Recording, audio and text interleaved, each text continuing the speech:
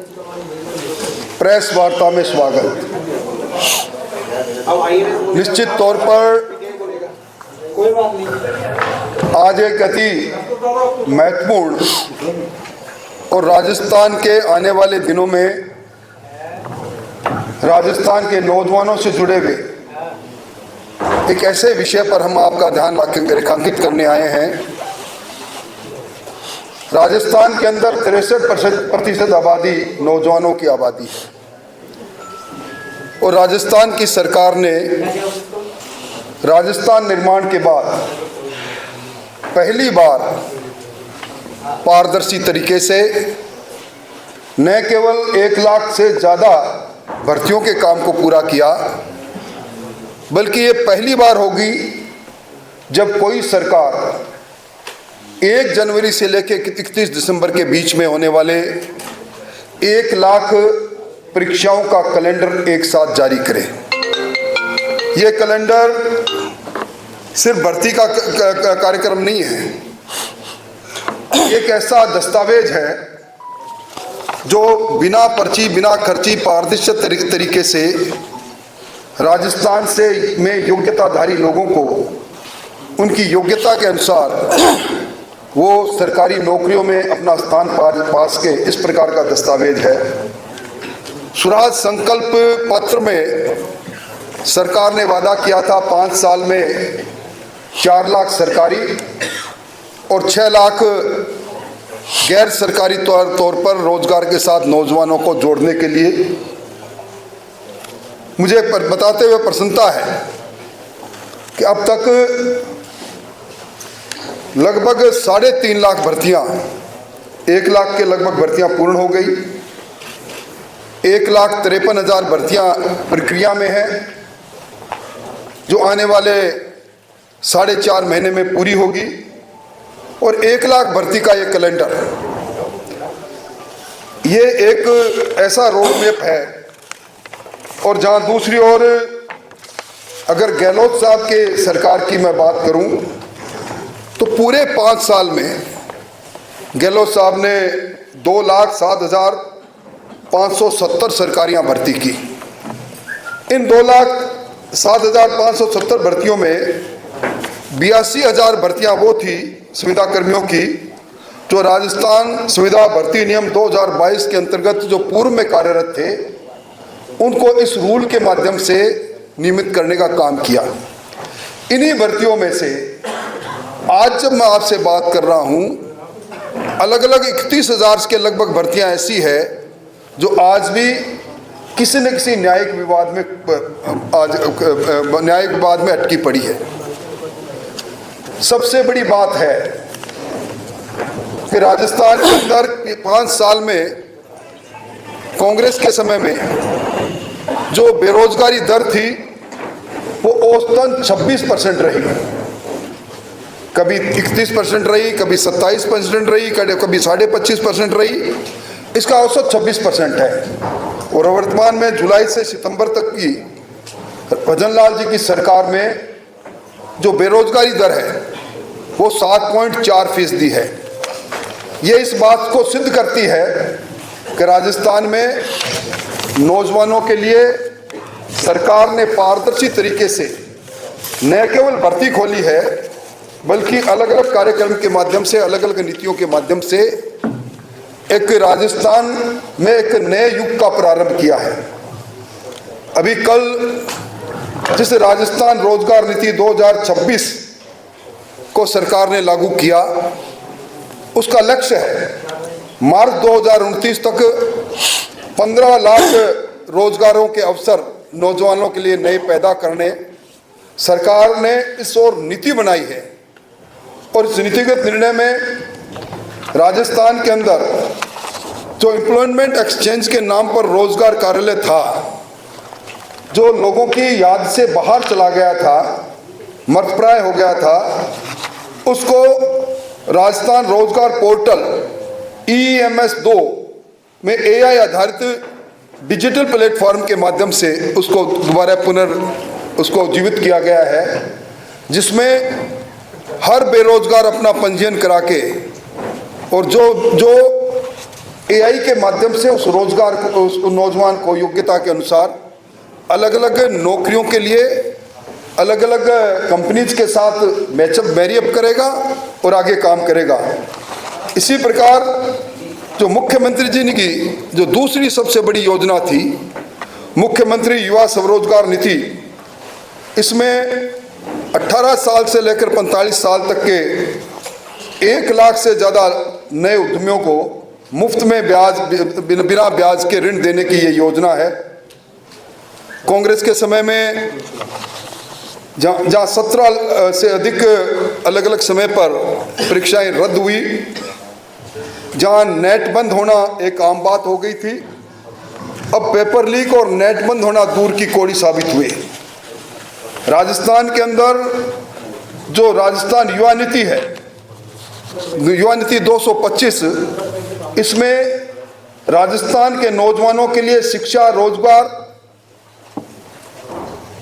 स्वास्थ्य, खेल और इन सभी क्षेत्रों में एक नई दिशा प्राप्त होगी। और युवा उद्यमी प्रोत्साहन योजना, इसके अंतर्गत राजस्थान के अंदर 2 करोड़ रुपए तक का ऋण नौजवान उद्यमियों को सिर्फ 6% पर दिया जाएगा। एक नया प्रारंभ।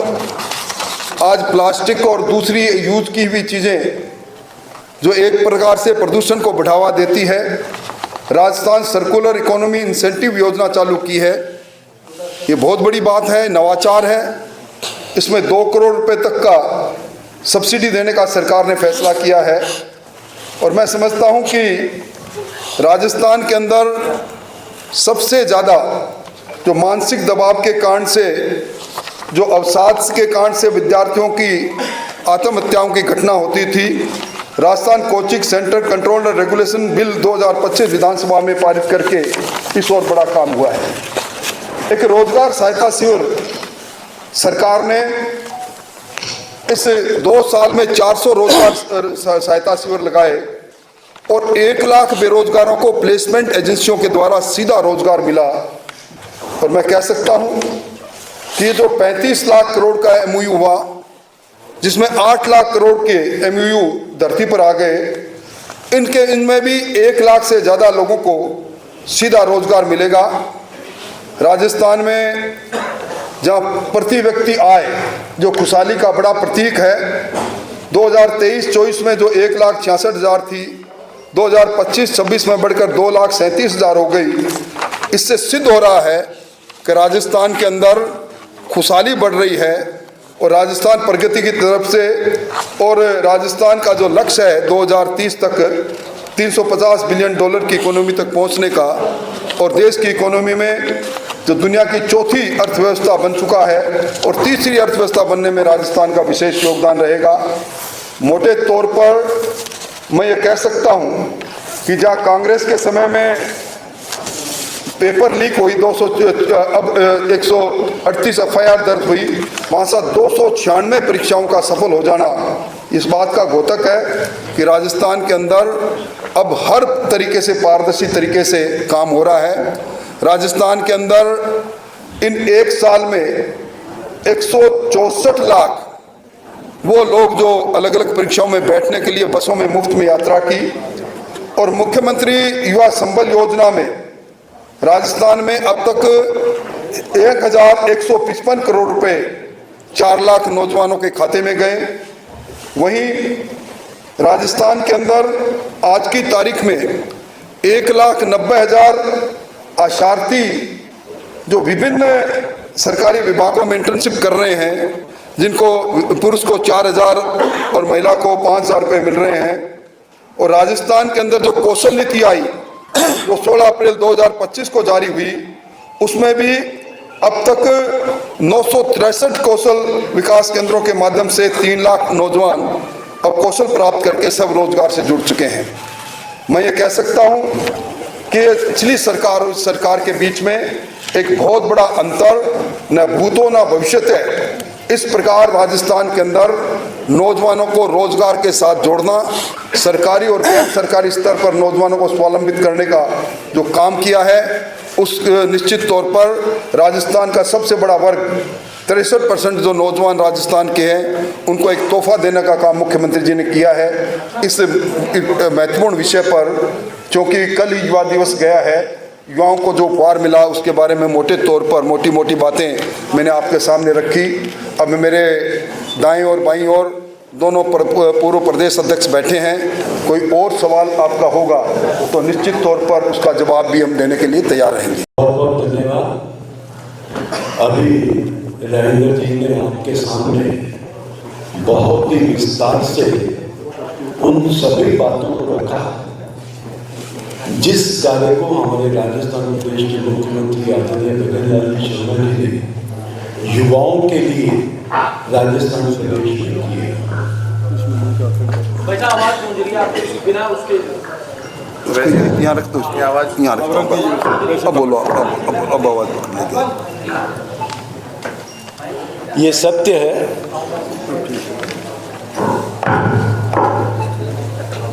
कि 2018 से लेकर के 2023 तक राजस्थान प्रदेश का युवा अपने को ठगा हुआ महसूस कर रहा था,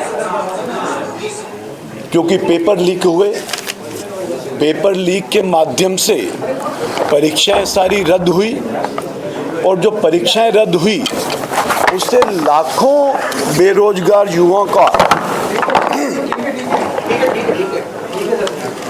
सपना तोड़ने का काम पूर्ववर्ती सरकार, कांग्रेस की सरकार ने, आदरणीय गहलोत जी ने किया। जब मुख्यमंत्री आदरणीय भजनलाल जी शर्मा जी ने कार्यभार संभाला तो उन्होंने राजस्थान प्रदेश की जनता को स्पष्ट एक संदेश दिया था कि हम बेरोजगार युवाओं को निश्चित रूप से रोजगार देने का काम करेंगे और करीबन 4 लाख सरकारी नौकरियां देने का काम करेंगे।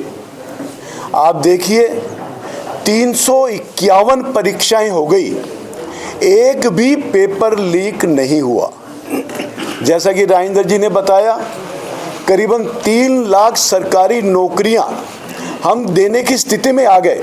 90,000 हमने दे दी, 1,35,000 हम देने वाले हैं, 1 लाख का हमने एडवांस में कैलेंडर जारी कर दिया।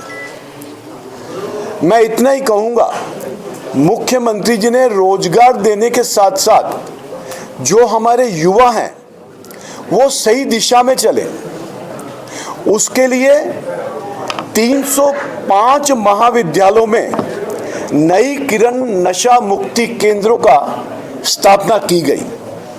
इसके साथ साथ 71 नवीन राजकीय महाविद्यालय, जिसमें सामान्य शिक्षा, सह शिक्षा और कृषि की शिक्षा उसमें दी जाएगी, इस दिशा में भी कदम उठाया।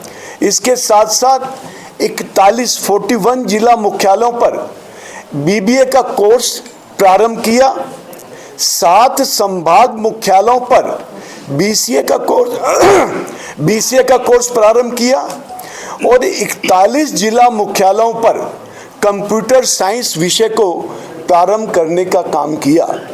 तो युवाओं का निर्माण किस प्रकार से हो, उस दिशा में भी हमारे मुख्यमंत्री आदरणीय भजनलाल जी शर्मा जी ने युवाओं के लिए काम किया। युवा सही दिशा में चले, अच्छी शिक्षा प्राप्त करें, तनाव मुक्त रहें एग्जाम में, उस दिशा में भी 7 संभागों पर महाविद्यालय खोलने का काम किया, जिसमें कि विद्यार्थी अपने आप को तनाव मुक्त कैसे रख सकता है। मैं समझता हूँ ये पहली सरकार होगी जिस सरकार ने युवाओं के लिए इतना काम किया है, और युवा ही हमारी शक्ति है, युवा ही हमारे राष्ट्र को आगे लेके जाएगा और युवा ही हमारे प्रदेश को आगे लेकर के जाएगा। उस दिशा में देखते हुए मुख्यमंत्री जी ने जो कार्य किए हैं, मैं समझता हूँ बहुत ही सराहनीय कार्य है राजस्थान प्रदेश के युवाओं के लिए करने का काम किया है उन्होंने। धन्यवाद।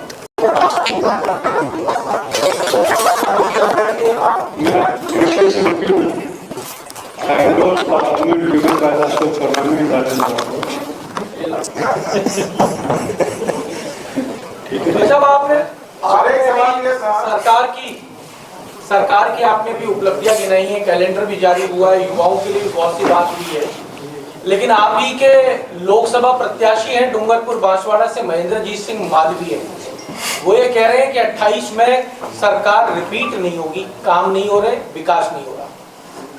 उस वक्त होने लगी, इसलिए वो बीजेपी को और आपने ज्वाइन करवाई तो ऐसा भाजपा मेरी बात तो 28 का केवल मैं इतना कह सकता हूँ कि जिस तरह की 2 साल की स्थितियां हैं, तो 2 साल की स्थितियां अपने आप में बयां कर रही हैं कि 28 का क्या होगा। कांग्रेस खुद विचलित है अपने घर के संकट से। दूसरा, कांग्रेस के पास मुद्दे नहीं हैं। कई बार कहीं आरावली का मुद्दा लेके आती है, कभी नरेगा का मुद्दा लेके आती है, अलग अलग मुद्दों के आधार पर अपनी जमीन को तलाश करने का काम कर रही है। 28 की हम भी प्रतीक्षा करेंगे जब एक बार राजस्थान इतिहास को पलटेगा और भारतीय जनता पार्टी की सरकार दोबारा बनने जा रही है, उसको सब देखें। और मालवीय तो आपके लोकसभा प्रत्याशी रहे भाई साहब, क्या आप चले गए क्या कांग्रेस? मैं जनता की आवाज को पढ़ पा रहा हूँ, सुन पा रहा हूँ, उसकी बात। मालवीय कह रहे हैं कि मेरा बीजेपी में दम घुटा। अब और कौन से नेता हैं जिनका भी बीजेपी में दम घुट रहा है जो कांग्रेस से बीजेपी में आए थे? हमारी जानकारी मालवीय जी का भी नहीं, मालवीय जी से भी लगातार उनके साथ जिस तरह का जब तक हमारे पास आज भी बीजेपी में है और लगातार उनके साथ संबंध भी है, व्यवहार भी है, बातचीत भी है। इस सब में क्या कारण रहे, कभी मिलने में बात होगी तो उसमें पूछा। उनके 2 बड़े नेता लालचंद कटारिया जी और राजेंद्र राठौड़ भी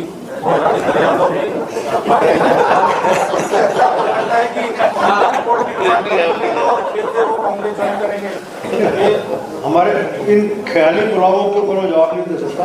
कल क्या होगा इस कल्पना का।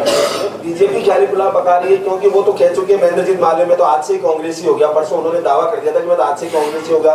अपने डीबी आज तक वो भारतीय जनता पार्टी में है, भारतीय जनता पार्टी के साथ है। लेकिन वैसा अभी किरण मीना जी जब किसी नेता ने सार्वजनिक रूप से मीडिया में बयान दे दिया, कोई एक जगह नहीं 50 चैनल में बयान दिया, तो उसके बाद भी बीजेपी की ऐसी क्या मजबूरी है कि बीजेपी उसको अभी भी अपना मान के बैठी है? देखिए, कई चीजें निकलने के बाद बात होगी, उसमें निकल के आएगा। उन्होंने कहा कि उस बीच हमने ही बात की, बात करने के बाद ऐसा प्रश्न स्पष्ट रूप से उनकी तरफ से नहीं आया। मंत्री सुरेश रावत वो तो कई दो के बाद चले गए, तो जाने दो। अभी कल उन्होंने स्टेटमेंट दिया सुरेश रावत ने, उसके बारे में प्रतिक्रिया मैंने पढ़ा नहीं, मैं प्रतिक्रिया नहीं। क्या भाई साहब कांग्रेस के जो नेता आए थे चुनाव की तरफ, क्या उनको वो सम्मान नहीं मिल पा रहा है जो उनको मिलना चाहिए, इसलिए वो वापस? भारतीय जनता पार्टी में जो भी आया, जब भी आया, आने के बाद हम सब उसको भारतीय जनता पार्टी परिवार का हिस्सा मानते हैं, सब निर्णयों में भागीदारी करते हैं, कार्यक्रम जोड़ते हैं, अपना हिस्सा मानकर कार्य। संगठनों में उनकी भूमिका नजर नहीं आई गई, इसलिए शायद उसका कारण हर जगह पर जिन जिन का आप नाम लेंगे उनको हर जगह संगठन की जितनी भी चर्चा थी, विचार थे, उन सब में सम्मिलित करने का काम किया। कार्यक्रमों में चाहे संगठन के होंगे, सरकार के होंगे, उनमें भी उनको शामिल करा। किरोड़ी जी ने अभी मीडिया में बात करते हुए कहा कि हमारे पास एक ऐसी वॉशिंग मशीन है जिसमें दाग धुल जाते हैं, खासकर महेंद्रजीत मालवीय के संदर्भ में उन्होंने बात कही थी। तो क्या आपकी क्या प्रतिक्रिया इस पर? पद के लालच में आए थे, पद के लालच में मुझे नहीं पता मैंने उनका वक्तव्य नहीं देखा। भारतीय जनता पार्टी स्पष्ट विचारों और कार्यक्रमों को लेकर चलती है और जिस किसी को भी विचार और कार्यक्रमों में सहमति है वो भारतीय जनता पार्टी के साथ आ सकता है। उन्हीं के आधार पर पार्टी को ज्वाइन कराते हैं, उसको जा सकता है। तो सर आपने तो एक कैलेंडर जारी किया 1 लाख पदों के लिए, क्या जो गरीब छात्र है उनकी कोई कोचिंग की व्यवस्था है, उसके ऐसा करवाएं क्या? अभी अशोक जी ने बताया आपको, केवल कैलेंडर जारी नहीं किया, इस सबके नाते से व्यक्तियों को, विद्यार्थियों को, युवाओं को हम रोजगार के लिए तैयार करें, ये काम भी किया है। आज 41 कॉलेजों में BBA खोलने का काम, BCA खोलने का काम, उनका नशा मुक्ति का काउंसलिंग का काम करने का, बाकी जगह भी हम कैसे स्किल से ट्रेन कर सकते हैं, उस चीज़ में भी काम करके लोगों को तैयार करने का काम, नई पीढ़ी को तैयार करने का काम भी भारतीय जनता पार्टी की सरकार कर रही है। ये अपने आप में 351 परीक्षाएं हुई हैं पिछले 2 साल में और 351 परीक्षाएं पारदर्शी तरीके से स्पष्ट रूप से करा के सरकार ने अपने आप में एक मैसेज देने का काम किया। सरकार की तैयारी ओबीसी आयोग की आपने तारीख बढ़ा दी, समय बढ़ा दिया। पहले पंचायती राज का चुनाव सरकार नहीं कराती, ना पार्टी कराती है, चुनाव आयोग कराता है। चुनाव आयोग उस विषय में समय समय पर अपने वक्तव्य दे रहा है। और उनकी क्या कभी रही थी जो जिन नेताओं को आप कांग्रेस के नेताओं को बीजेपी में लेके आए थे विधानसभा चुनाव में, धीरे धीरे वापस कांग्रेस की तरफ जा रहे हैं, तो आपने कुछ टेक्निकली कुछ उनको कुछ सिखाया नहीं है, कुछ समझ नहीं पाया कि 2 साल में वो बंद हो गया उनका?